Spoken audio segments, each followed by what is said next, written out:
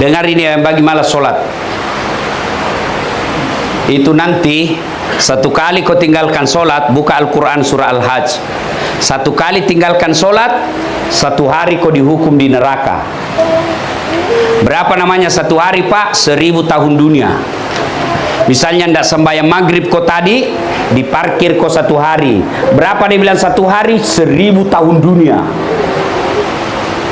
Jadi kalau 5 kali sehari semalam, 5000 tahun. Bagaimana yang hari Jumat saja? Paling terlambat datang, paling cepat pulang. Orang khotbah dia tidur, mau masuk surga, nenek nu gawang. Apa ya? Tidak ada, Pak. Bagi mereka tidak sholat jamaah kok harap. Yang berikutnya, dengar ini yang malas sholat. Dikubur nanti, begitu pengantar kembali datang itu. Nabi bilang orang mati kasih, man anta, siapa kamu? Ana asi suhuja al-ukhra. Ular, Pak, ekornya cuma satu, kepalanya tidak bisa dihitung. Siapa kamu? Saya misolatmu yang kau anggap remeh selama ini. Kenapa kau datang? Allah perintah saya lilit kamu sampai hari kiamat. Jangan. Saya bawakan ki kamera.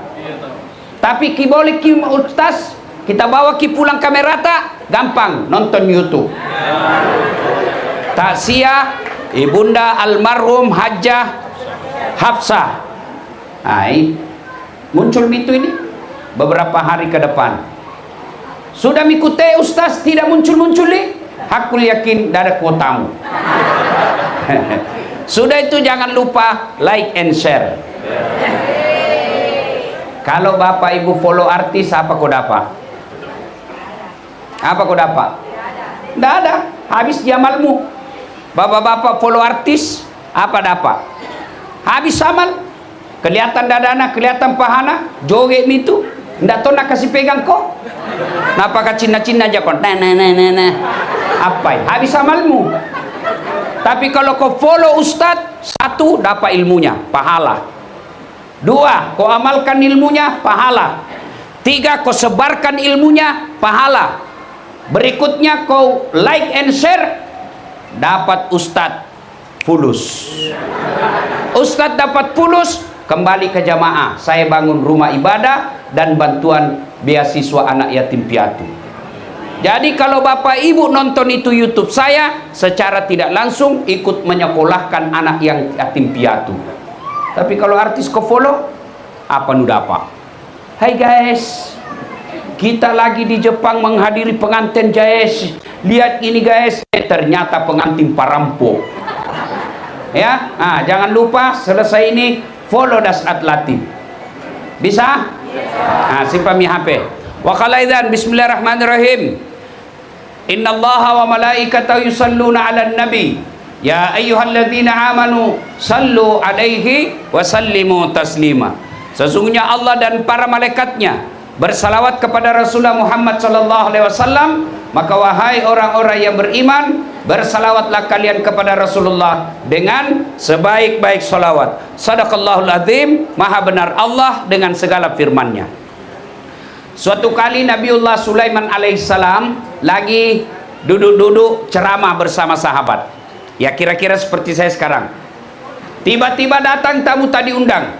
Assalamualaikum warahmatullahi wabarakatuh ya Rasulullah. Nabi Sulaiman katakan, Waalaikumsalam warahmatullahi wabarakatuh. Tapi kata, masuk maki, duduk.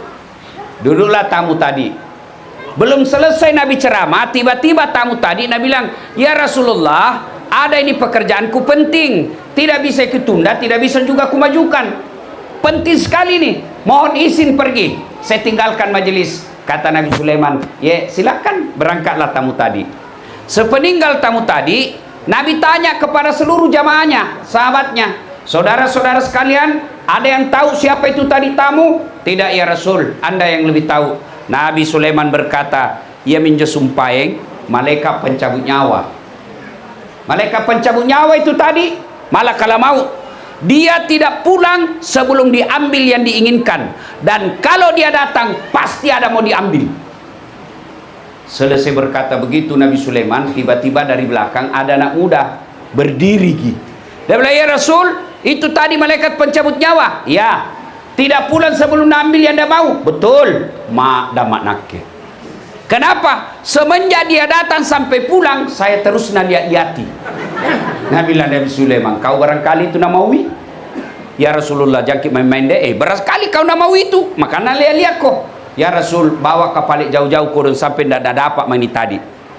Dia bilang Nabi Sulaiman, mau kopi mana? Dia bilang pokoknya jauh. Angin. Nabi Sulaiman dengan izin Allah pandai berbicara dengan jin, pandai memerintah binatang, termasuk pandai merintah angin, tentu dengan izin Allah. Namanya mukjizat. Nabi punya mukjizat beda-beda. Ada mukjizat sesuai dengan tantangan zamannya. Ibrahim alaihissalam waktu itu yang dijadikan sembahan berhala api. Ibrahim alaihissalam dikasih mukjizat Allah, tidak dibakar oleh api. Nabi Musa alaihissalam waktu itu orang-orang menyembah-nyembah sihir. Hebat, makin bagus sihirnya makin hebat. Allah kasih mujizat Nabi Musa, tongkat yang bisa memakan ularnya tukang sihir. Kemudian Nabi Isa alaihissalam waktu itu orang menyembah-nyembah, mengagung-agungkan ilmu kedokteran. Nabi Isa alaihissalam Allah kasih mujizat pandai menyembuhkan penyakit kusta, waktu itu tidak ada yang bisa sembuhkan.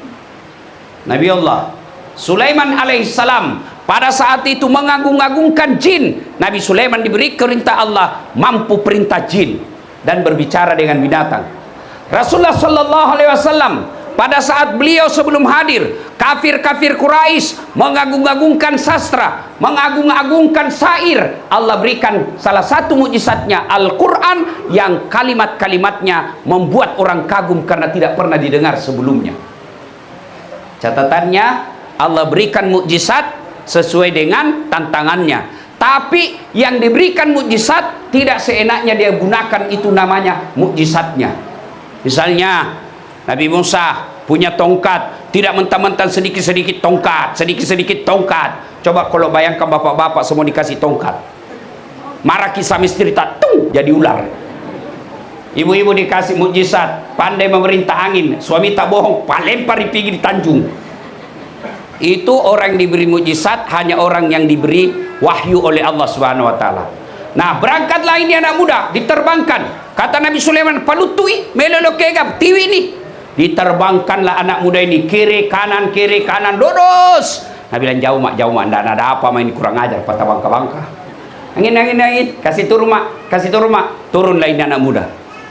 Baru satu langkah kakinya diinjakkan di tanah, ketemu itu tadi tamu. Nampak dari mana kok? Dari tadi saya tunggu kok. Kenapa saya tinggalkan itu tempat? Karena di sini kok harus mati. Realitasnya dia tinggalkan kematian. Dia jauhi kematian, tapi faktanya dia datangi ajalnya. Orang biasa anak muda kalau cerita kematian langsung orang tua lihat-lihati. Yang sudah pensiun, yang sudah putih rambutnya, waspada kok anak muda. Kok kira orang tua dulu mati? Tidak. Orang kaya, orang miskin, raja-raja, rakyat biasa, anak muda, mati tong. Semua. Kalau harus tua dulu mati, tidak ada cucu yang mati. Kalau orang tua dulu mati, tidak ada anak muda yang mati. Tapi buktinya, faktanya kita dapat, neneknya sehat walafiat, cucunya lebih dulu mati, tabrakan. Kau anak muda, jangan kau bilang tua pak. Siapa janji kau? Pernah kau tanda tangan perjanjian sama malaikat? Ini bapak-bapak yang di depanku ini, muka-muka sakaratil maut. Laki kau mau kopi mana? Saya biasa kalau lihat ke koruptor yang sudah tua, narkoba sudah tua, judi online sudah tua, saya bilang, belum tahu dia sadar-sadar. Allah kasih sudah pensiun, masih nak pikir bagaimana supaya bisa ini, bagaimana supaya bisa ini. Mestinya ketika usia pensiun, jangan aku pikir dunia. Allah sudah kasih kau 63 tahun urus duniamu. Akhir hidupmu, pikir kau akhiratmu. Nah pasti mati, mau kemana? Leke kemai. Apa? Mau pergi mana? Kalau bila sakit dulu, Faktanya ada orang 2 bulan di rumah sakit, sehat-sehat kembali, yang membusuk mati duluan. Kalau dibilang miskin, maka tidak mati almarhum Soeharto, kaya. Kalau bilang pejabat tidak mati para gubernur, semua mati. Maka yang jadi masalah bukan mati, yang jadi masalah siap kau menghadapi kematian. Ini apa ini? Belum tentu kau jadi camat. Di sini ada sekda, belum tentu jadi wali kota. Tapi yang pasti, nak tunggu kau malaikat maut. Dasat Latif belum tentu jadi ketua majelis ulama. Yang pasti, nak tunggu kak malaikat maut. Nah, yang jadi masalah, siap kau menghadapi sakaratil maut. Nah, pertama, tidak mungkin orang sampai surga atau neraka kalau tidak melewati satu tahap, namanya madang ngasangogie sakaratil maut, kata bahasa Indonesianya. Orang menghadapi sakaratil maut macam-macam, tergantung amalnya. Ada orang lagi judi, mati, nauzubillah bin zalik. Ada orang lagi berzina, makan obat tuat, serangan jantung, mati kaperek kok. Ada orang lagi mabok, saweran 5.000 cari teman, ndak cukup beli vodka, apa nak beli? Ballo 2 jirigen. Ayo tos mabok setengah. Pas mabok setengah, nak ambil motornya. Bayangkan pak, kalau orang mabok setengah naik motor, dia listrik nak kira aspal, pak nak tabrak, baru nak bilang kurang ajar, siapa kasih pindah tiang listrik di sini? Bisa itu tiang listrik dikasih pindah, mati masuk got, mati kafir kok, ada hamar dalam perutmu. Siapa lagi yang masih mati kafir? 40 hari setelah makan uang sogo. Kateng asing waktu pilpres,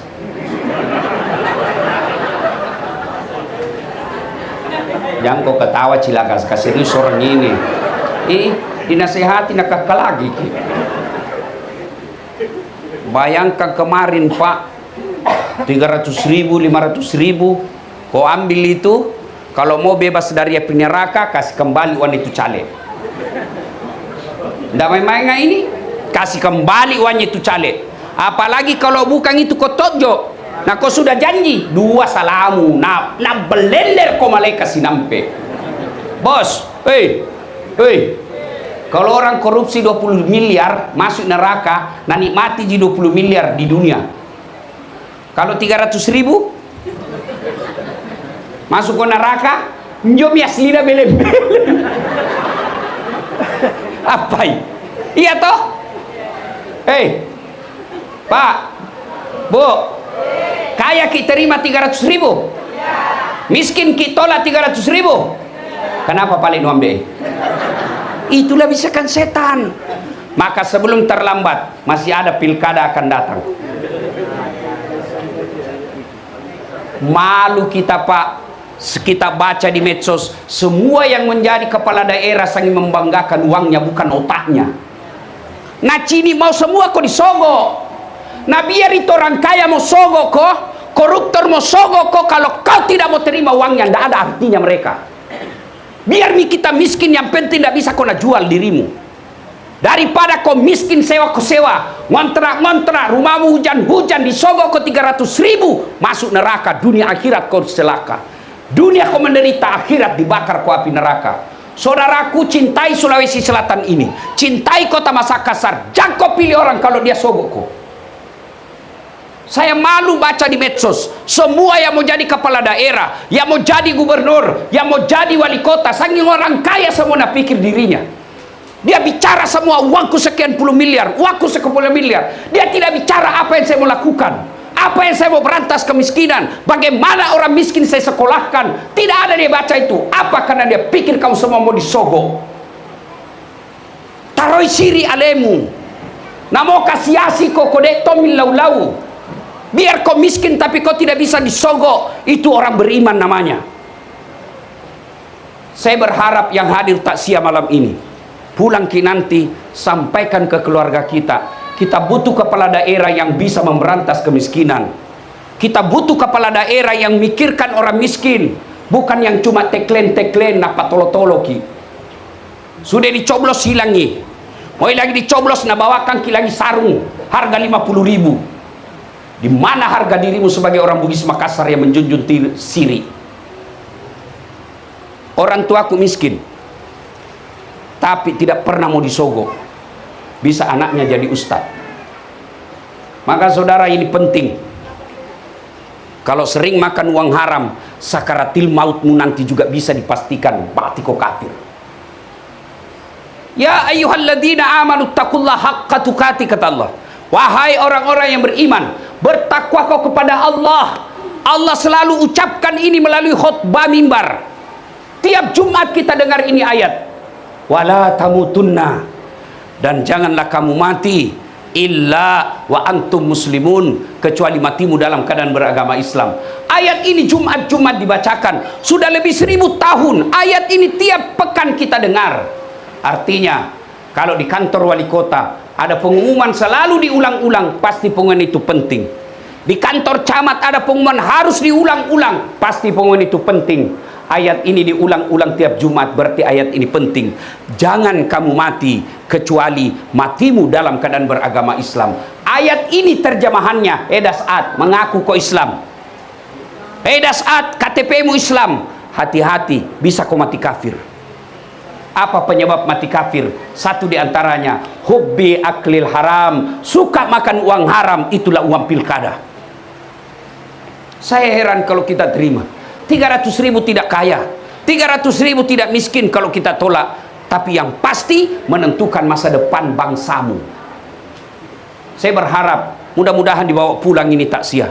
Kalau ini kita pegang bulan 11 nanti ada barakat ini takziah, insya Allah arwah yang meninggal dapat pahala, karena dengan kepergiannya kita takziah, bapak ibu dapat ilmu dan kita amalkan, maka jadi amal jariah buat almarhumah. Yang kedua, kalau bapak ibu mau mati dalam keadaan sakaratil maut yang tenang, jangan durhaka sama orang tua. Adik-adik ini banyak sekali anak muda. Saya senang sekali malam ini karena banyak anak muda. Banyak juga orang tua merasa muda. Alhamdulillah. Dengar ini adik-adik. Tidak penting kau sekolah sampai ke luar negeri. Biar kau sekolah apa adanya, tapi kau bahagiakan orang tuamu. Kecil bos beli mobil. Apa yang kita harap di dunia ini? Dunia toh, mau kita punya dunia. Tapi mustahil dunia dalam genggamanmu kalau yang punya dunia tidak rida sama kamu. Bagaimana supaya rida Allah kepadamu? Rida Allah fi ridal walidain. Ridanya Allah tergantung ridanya orang tua, murkanya Allah tergantung murkanya orang tua. Kau makadani tomatoamu, oh nak, saya berkah hidupmu.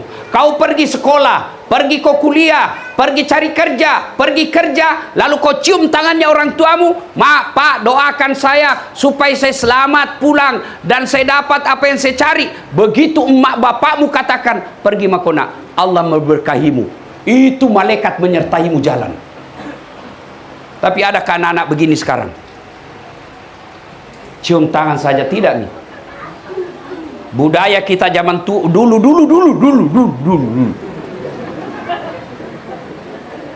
Jangankan bicara kasar sama orang tua, dilihat saja matanya orang tua tak nak dianggap makin kurang ajar.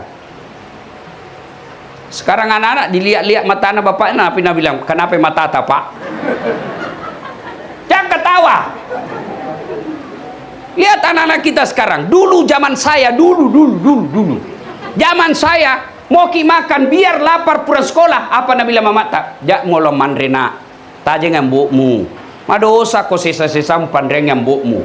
Jangan kau dulu makan nak, tunggu bapakmu. Dosa kau kalau sisa-sisa tanganmu kau kasih makan bapakmu. Kita tunggu orang tua kita meskipun lapar. Lihat anakmu sekarang. Nah cambok ngasing itu. Tulan namami na simpang bapakna. Apa dosa? Tidak, tapi itu namanya kurang adab. Kalau adabmu tidak ada kau orang tuamu, ridha Allah jauh darimu. Adik-adik sekalian, jangan kau heran kalau banyak sekarang sarjana susah cari kerja. Sarjana sudah ada anaknya, tidak punya rumah, tidak punya pekerjaan. Sudah sarjana, sudah punya anak, sudah punya istri, masih orang tuanya belikan pulsa. Salah satu sebabnya durhaka kau waktu kuliah kau. lupa tolo-tolo orang tuamu. Alasan beli buku, ternyata nu belikan pulsa cewek nu. Yang ngaseng nih. Oh, dala. Jengkel ku saya anak kurang ajar pak. Nak masuk di akalku. Deh, kalau bapak nanda jabat tangan, nak tontun, nak cium, nak seledin ji. Pak. Mau kurasa tampil lagi. Sekali dah cowok dah tabek kak. Baru 2 bulan pacaran baku panggil mi papi mami hati-hati kau cilaka. Nanti kau hamil duluan kau. Kalau begini modelmu dek, jamu kau harap dunia dalam genggaman apalagi akhirat. Dengar ini bapak-bapak yang sudah punya kerja, adik-adik yang sudah tinggi sekolahnya, salah satu sebab Allah murka kepadamu kalau kau debat orang tuamu.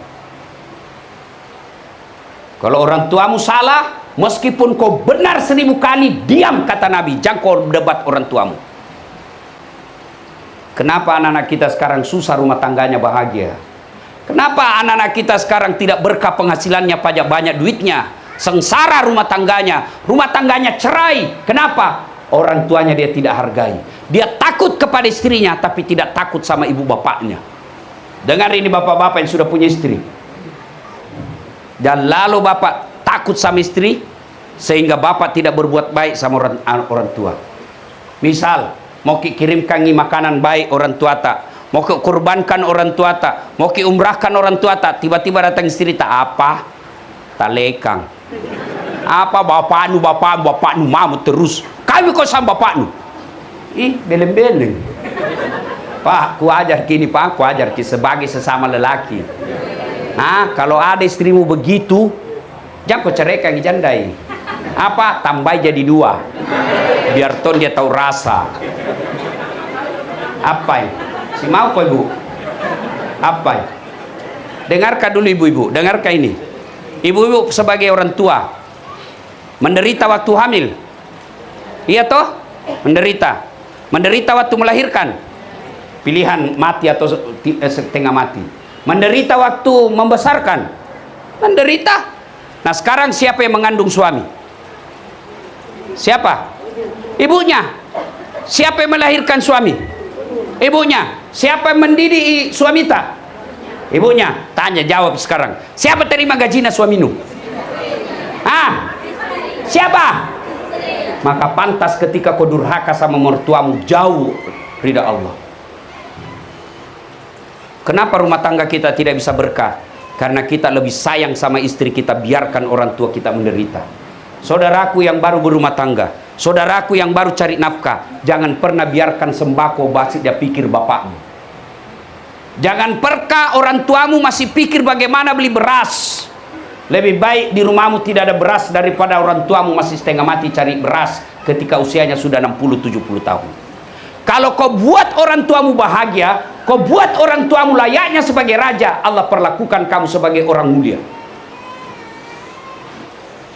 Pada adik-adik sekalian yang hadir di tempat ini, jangan kau galau soal dunia, masa depanmu.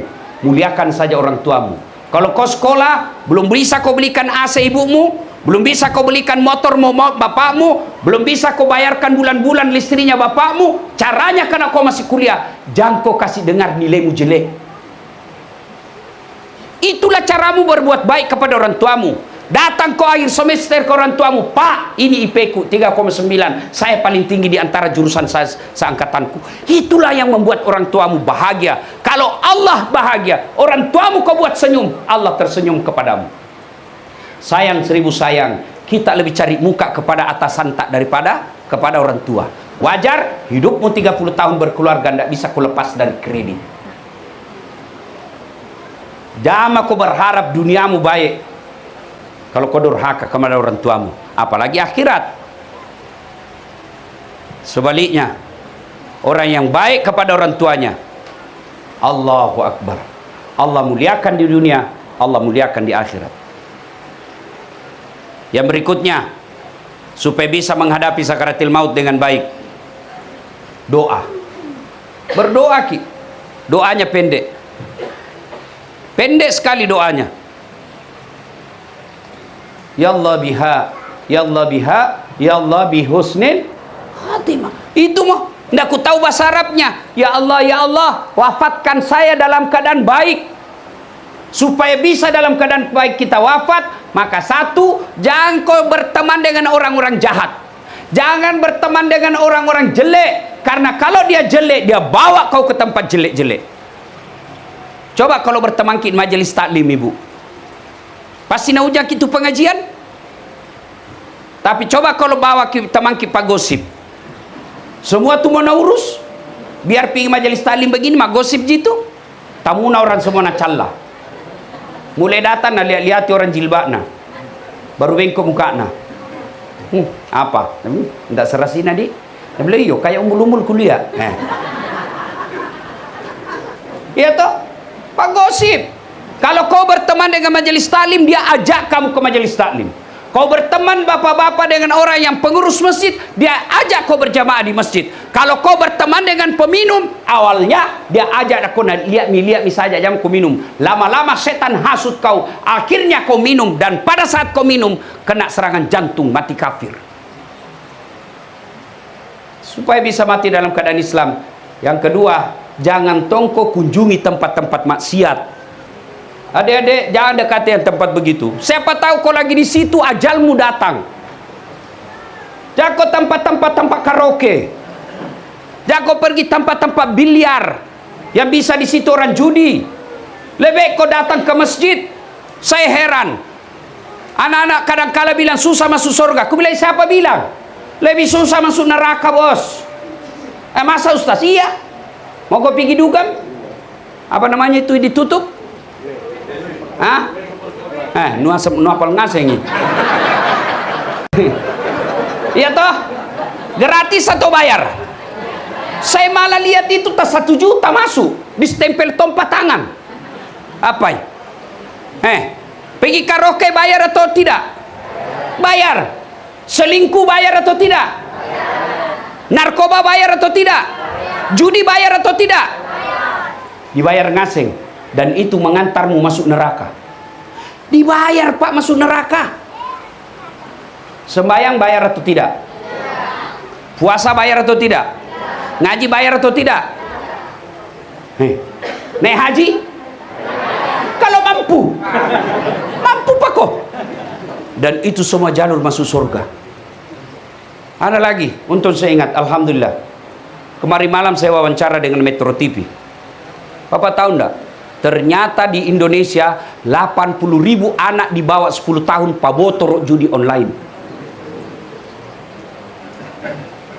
Mau kita tahu tanda-tandanya itu anak-anak tak kalau sudah judi online.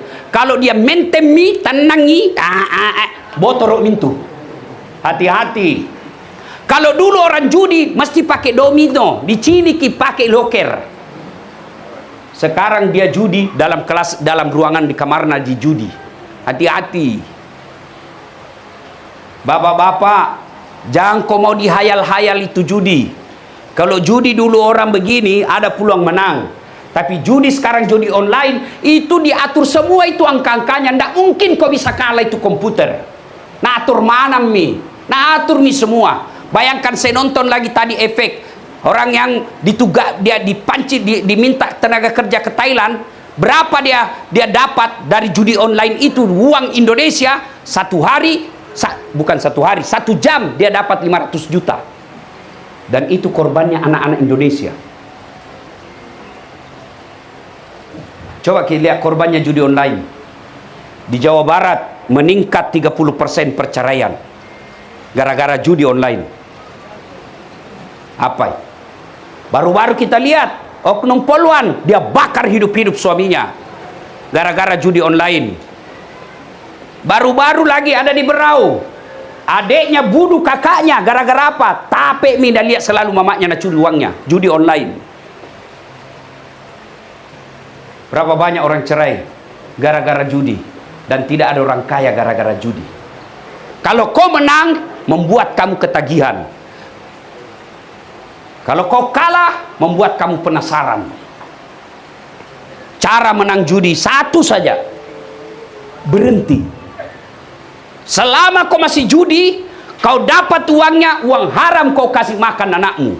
Memang kalau kau kasih makan sekarang belum kau lihat efeknya, Tetapi berhari-hari, berbulan-bulan kau kasih makan uang haram, akhirnya apa? Anakmu terbentuk otak dan dagingnya barang-barang haram.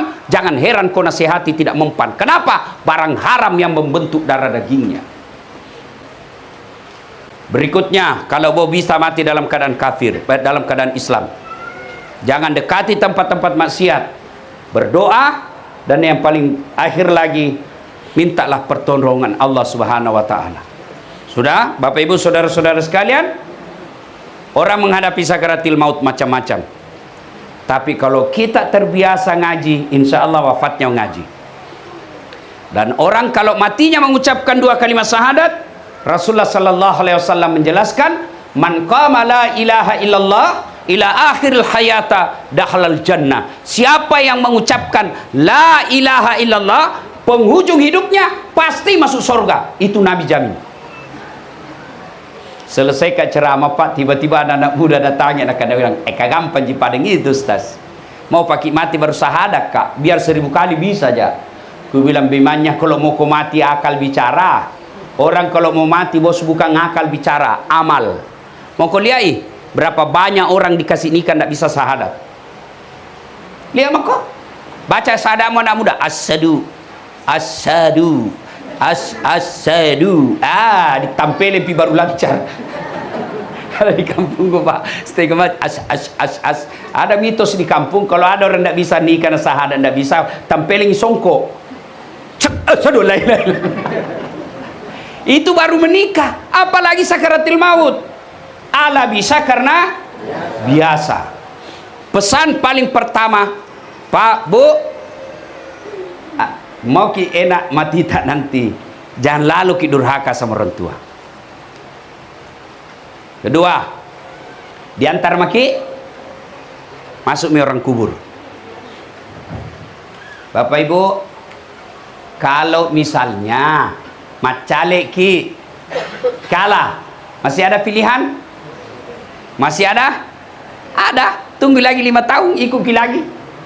Itu Bapak Prabowo 3 kali ikut baru menang. Iya toh? Bapak pegawai negeri, tidak disuka kisah gubernur, ada pilihan? Ada. Pensiun dini, berhenti ya. Biar lewat kau tidak ada urusan, bukan mau gubernurku. Ayah. Ibu-ibu, pergi merantau ke Jawa, tidak enak, ada pilihan? Ada, pulang lagi di Makassar. Jadi pengangguran. Jadi organisasi cemidu. Catami dulu. Apa ya? Apa lagi? Ibu-ibu, kasar suamimu, suka mempeleng, kasar mulutnya, ada pilihan? Ada? Ada? Pulangkan saja aku pada ibuku atau ayahku. Bertengkar tapi hilang. Bertengkar hamil misalnya. Ada tahu kuliah begitu. Ayo, bertengkar, ada pilihan, cerai. Bapak-bapak, istri tak malas, tidak tahu masak, ngomel, merontok, tidak mau mendengar, ada pilihan? Ada pilihan? 2 pilihannya, ceraikan atau tambah. Jelas toh? Tapi kalau masuk ke kubur, ada pilihanmu. Masuk kubur ada pilihan Pak. Ndak enak deh, keluar dulu. Begitu keluar kau viral kau satu dunia. Nah, ketika masuk kubur, dengar baik-baik. Tidak ada yang bisa menolongmu kalau kau tidak sholat. Bapak pergi merantau. Bapak pergi merantau di Amerika, ya, menderita ki di sana, masih ada pilihan. Pergi cari sepupu tak, pulang ki, kasih pulang nggak? Meskipun bapak menderita paling 2-3 bulan. Ibu-ibu, pergi ke Jawa, masih ada pilihan. Menderita di sana paling 1 tahun, tapi masuk ke kubur, bisa kau kembali? Tidak. Dan penantian abadi.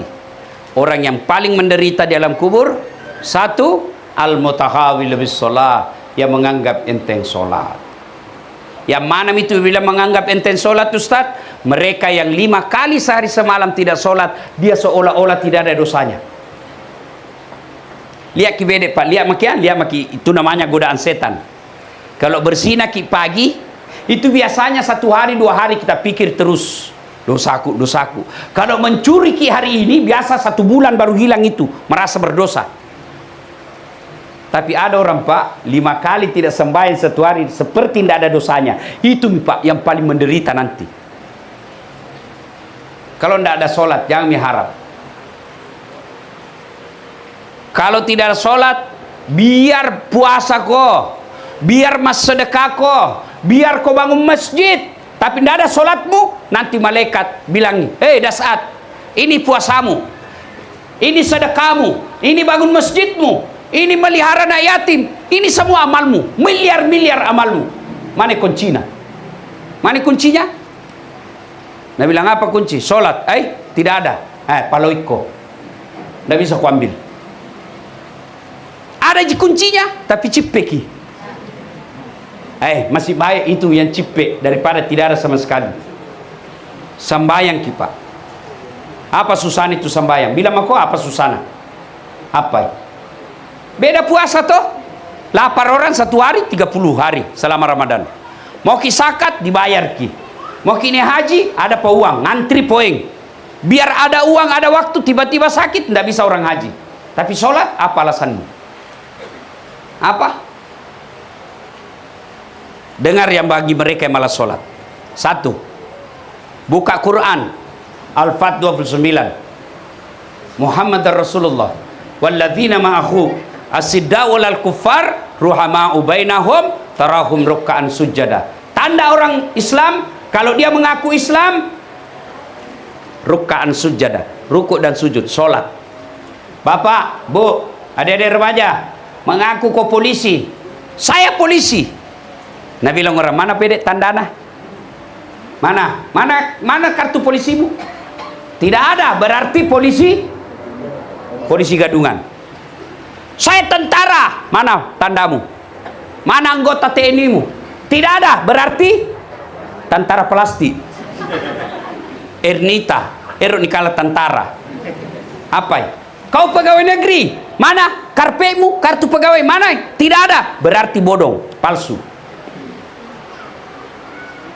Nah, kalau kau mengaku Islam, Nabi bilang nanti Tuhan, mana tandamu?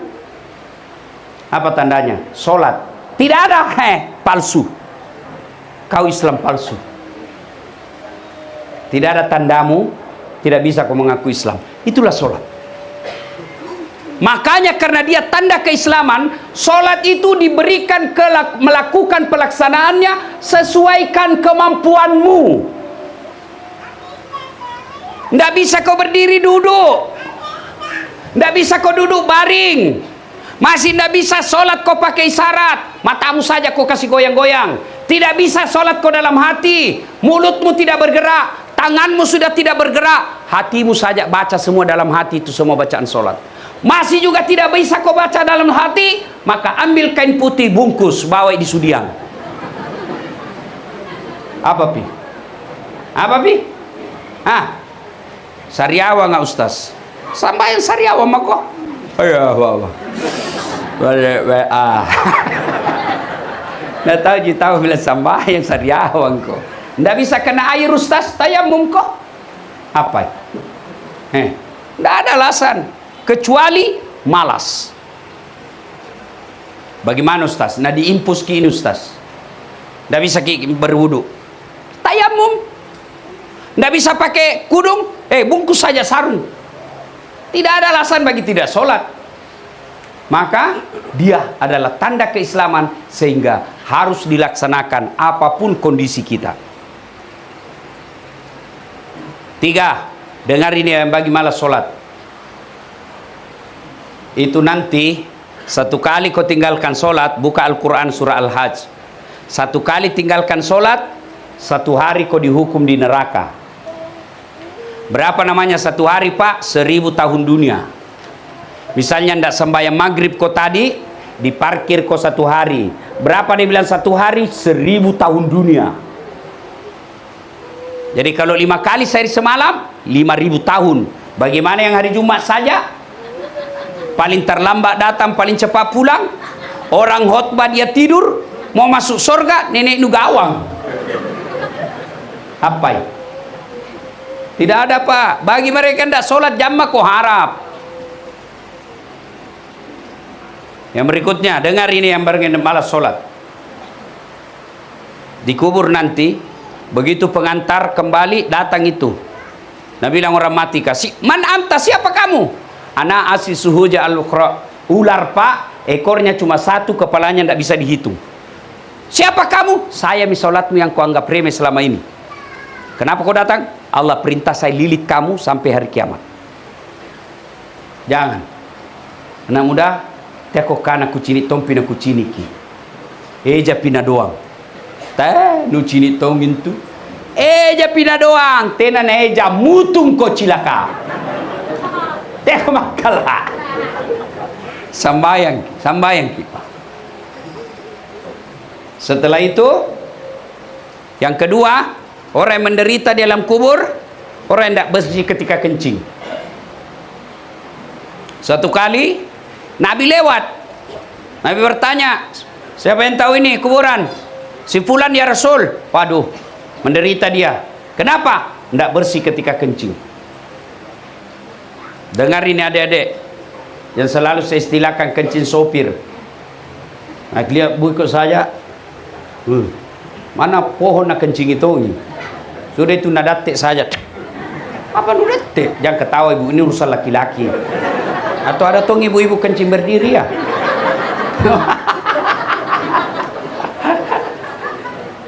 Nah, bila bagaimana Ustaz kalau di jalan kita tidak ada air, pakai ko daun. Daun. Carana, ini kupraktekkan ko nah. Ambil daun 3 lembar. Caranya ambil daun pertama. Jangan lihat ibu, ini bapak Ji. Pertama gosok ke bawah begini. Ngapa na ibu makala? Ambil lagi daun kedua, gosok lagi ke atas. Kamene. Ambil lagi daun ketiga, gosok lagi begini. Begitu caranya. Jangan kau kasih begini. Tambah rotas lagi.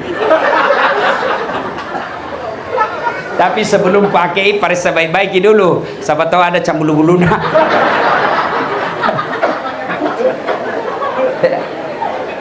Ya. Nah, orang yang menderita, orang yang tidak bersih ketika kencing. Yang ketiga, orang yang tidak bersedekah padahal sudah mampu.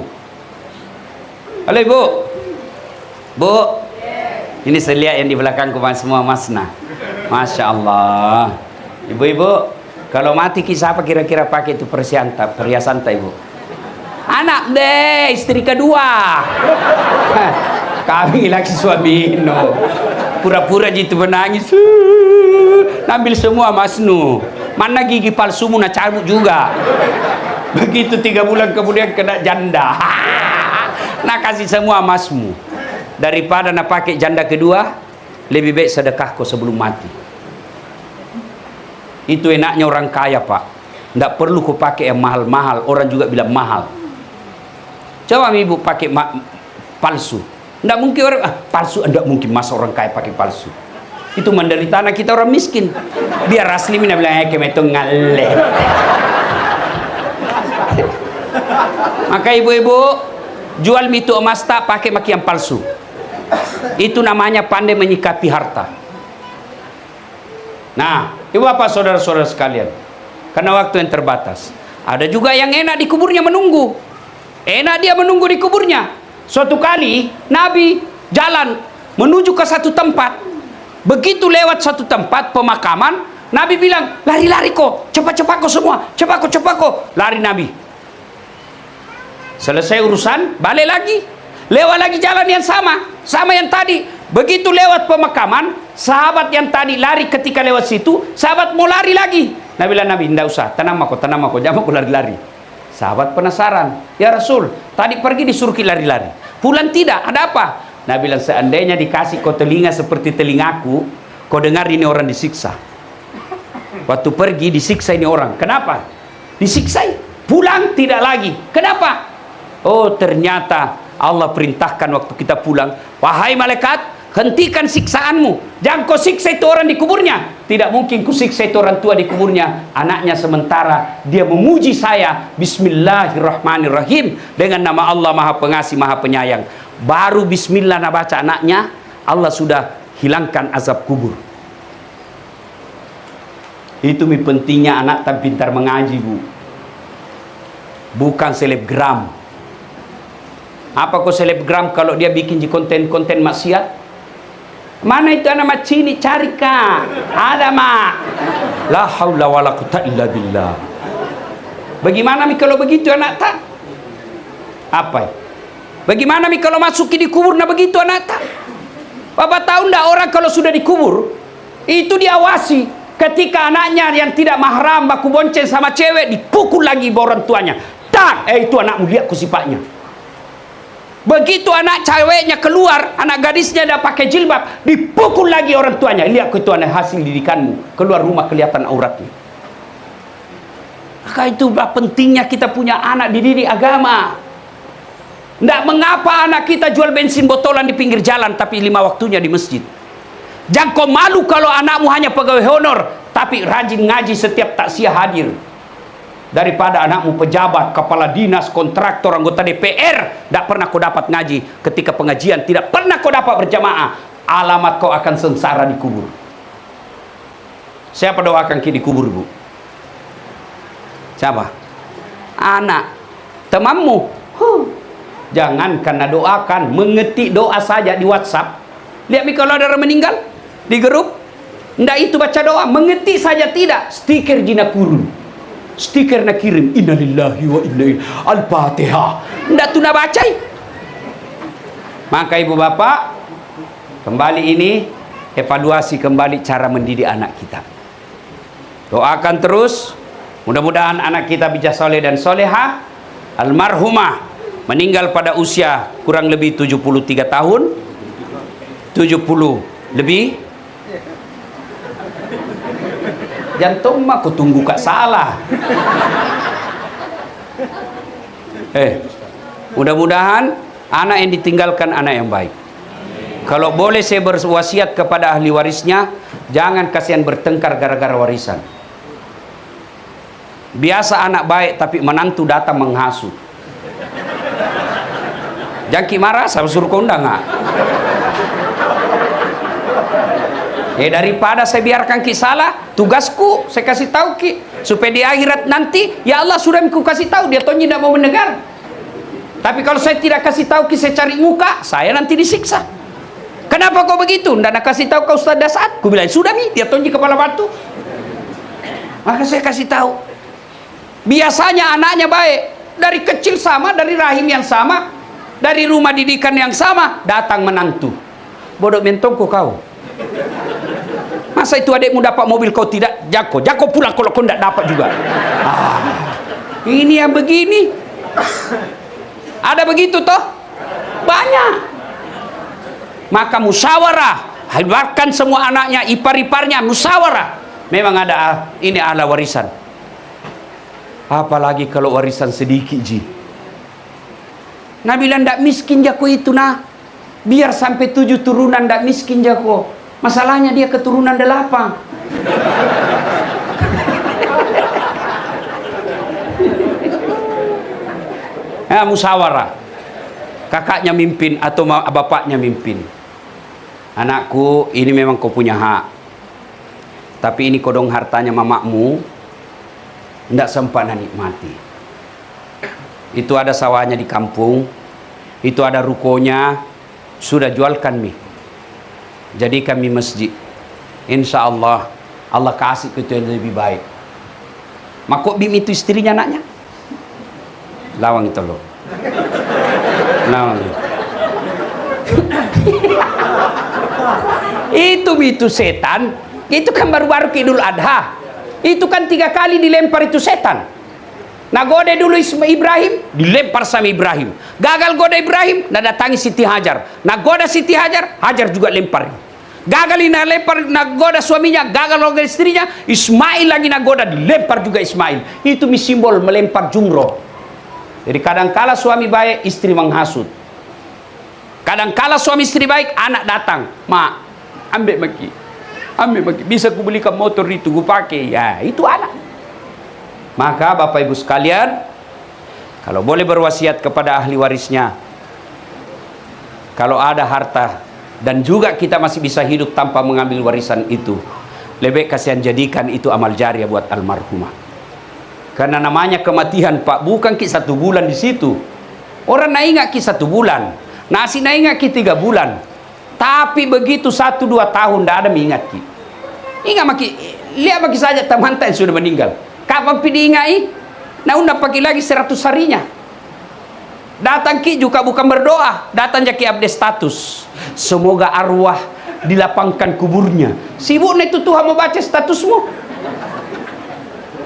Maka kalau ada amal jariahnya, dijadikan dia masjid, dijadikan rumah panti asuhan, dijadikan rumah-rumah ibadah, dijadikan fasilitas ibadah, maka selama fasilitas itu dipakai, maka tidak usah cemas orang yang meninggal ada kiriman pahala. Bapak Ibu saudara-saudara sekalian, ingin rasanya berlama-lama, tapi waktu jualah yang membatasi kita. Pada akhirnya Allah Subhanahu wa taala berfirman, kullu nafsin sa'iqatil maut. Semua yang hidup pasti akan mati. Tungke maki nyawai pasti mati. Al mautu babun, mati adalah pintu yang setiap kita pasti melewatinya. Tinggal menunggu giliran. Kematian bukan nomor urut, tapi dia adalah nomor undian. Kalau tiba gilirannya, nah lihat maki malaikat siap. Sebenarnya malaikat sebelum mencabut nyawa ada pesannya. Apa pesannya? Mulai jenggot putih. SMS itu. Mata mulai kabur-kabur. SMS itu. Tiba-tiba meninggal, datang, Nabi bilang, "Jangan dulu, saya belum siap." Nabi bilang, "Malaikat, kenapa kau belum siap? Nah, sudah mau kau diingatkan." Takziah seperti ini juga adalah WhatsApp dari malaikat melalui Dasat Latif. Tidak usah banyak kita ingat ceramahku malam ini, cukup sebelum kita tidur tanya diri kita masing-masing, kematian adalah sesuatu yang pasti. Sudah siapkah saya menghadapi kematian? Dan apa bekal menghadapi kematian?